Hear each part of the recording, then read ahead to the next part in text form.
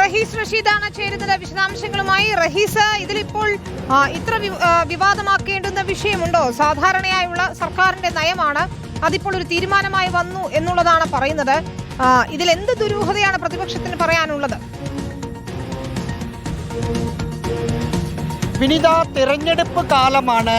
ഇടതുപക്ഷ സർക്കാരിന്റെ മദ്യനയത്തോട് കണക്ട് ചെയ്ത് ചർച്ചകൾ കൊണ്ടുപോവുകയാണ് പ്രതിപക്ഷം ചെയ്യുക. പ്രത്യേകിച്ച് 2026 ഒന്നാം പിണറായി വിജയൻ സർക്കാർ അധികാരത്തിലേൽക്കുന്ന സമയത്ത് 29 ബാറുകൾ മാത്രമായിരുന്നു സംസ്ഥാനത്തുണ്ടായിരുന്നത്. പക്ഷേ ഇന്നത് 54 ബാറുകളായി ഉയർന്നു.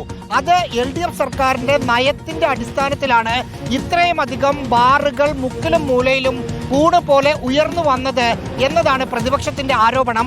പല കാലങ്ങളായി അവർ ഉയർത്തിക്കൊണ്ടുവന്നിരുന്ന ഒരു ആരോപണമാണ്. പക്ഷെ തെരഞ്ഞെടുപ്പ് കാലത്ത് ഇത് ചർച്ച ചെയ്യാൻ കിട്ടിയ അവസരമായാണ് പ്രതിപക്ഷം ഇത് ഉപയോഗിക്കുന്നത്. പ്രത്യേകിച്ച് ക്രിസ്തീയ സംഘടനകൾ, KCBC അടക്കമുള്ളവരൊക്കെ ഇതിനെതിരായ നിലപാട് പല ഘട്ടത്തിലെടുത്തതാണ്, ഇന്നും എടുത്തതാണ്.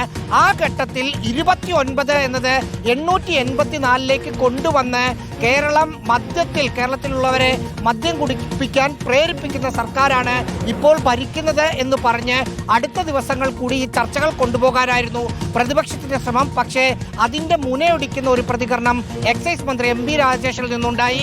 പ്രതിപക്ഷ നേതാവ് കൂടി പറഞ്ഞിട്ടാണ് ഇത്തരമൊരു തീരുമാനത്തിലേക്ക് സർക്കാർ പോയത് എന്ന് പറയുമ്പോൾ ബാർ സമയം വർദ്ധിപ്പിച്ചതിൽ പ്രതിപക്ഷത്തിന്റെ ആരോപണം തള്ളുകയാണ് മന്ത്രി MP രാജേഷ്. പ്രതിപക്ഷവുമായി ചർച്ച ചെയ്താണ് തീരുമാനമെടുത്തത്. തെരഞ്ഞെടുപ്പ് ഡീൽ എന്ന് പ്രതിപക്ഷം പറഞ്ഞിട്ടുണ്ടെങ്കിൽ അത് ഇരട്ടത്താപ്പാണെന്നും മന്ത്രി MP രാജേഷ് പറഞ്ഞു. ബാറുകളുടെ സമയം ദീർഘിപ്പിച്ചു എന്ന് പറയുന്നത് ശരിയല്ല. നേരത്തെ തന്നെ ടൂറിസം ഡെസ്റ്റിനേഷനുകളിൽ അനുവദിച്ച സമയം 10 മുതൽ 12 വരെയാണ്. അത് എല്ലായിടത്തേക്കും ബാധകമാക്കി ഏകീകരിച്ചു എന്നേ ഉള്ളൂ. മാന്യത എല്ലാവരും പുലർത്തുന്നത് നല്ലതാണ്. ഇത് പ്രതിപക്ഷത്തിന് അറിയാമായിരുന്നു സർക്കാർ ഈ തീരുമാനം എടുക്കുന്നു എന്നുള്ളത്. പ്രതിപക്ഷം അനുകൂല നിലപാട് അറിയിക്കുകയും ചെയ്തതാണ്. എല്ലാ കാര്യങ്ങളും രേഖാമൂലമല്ലല്ലോ ഉണ്ടാവുക. ഇത്തരം കാര്യങ്ങളിലൊക്കെ ചില ആശയവിനിമയം സാധാരണഗതിയിൽ നടക്കുമല്ലോ. ഈ ഒരു ഇരട്ടത്താപ്പും കാപട്യവും ഇത്തരം കാര്യങ്ങളിലൊക്കെ ഉണ്ട്.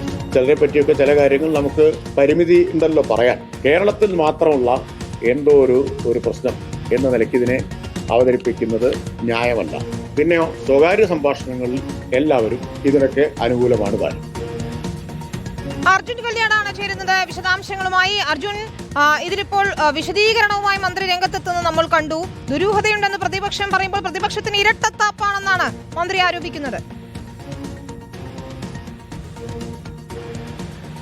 വിനീത, തീർച്ചയായിട്ടും ഇതിനകത്ത് മന്ത്രിയുടെ ഈ പ്രതികരണത്തിൽ 2 പ്രധാനപ്പെട്ട ഭാഗങ്ങളാണ്. ഒന്ന്, ഈ വാർത്തയുമായി ബന്ധപ്പെട്ടുകൊണ്ട് ബാറിന്റെ സമയം ഒരിക്കലും അനുവദിച്ച് അല്ലെങ്കിൽ നീട്ടി നൽകുന്ന ഒരു സമീപനം സർക്കാർ സ്വീകരിച്ചിട്ടില്ല എന്നുള്ളതാണ് മന്ത്രി വ്യക്തമാക്കുന്നത്. അതിന് മന്ത്രി നൽകുന്ന വിശദീകരണം എന്ന് പറയുന്നത്, നേരത്തെ സമയം 10 മണി വരെയായിരുന്നു. എന്നാൽ ഈ ടൂറിസം ഡെസ്റ്റിനേഷനുകളിൽ അത് 12 മണി വരെ അനുവദിക്കുന്ന സാഹചര്യമുണ്ടായിരുന്നു.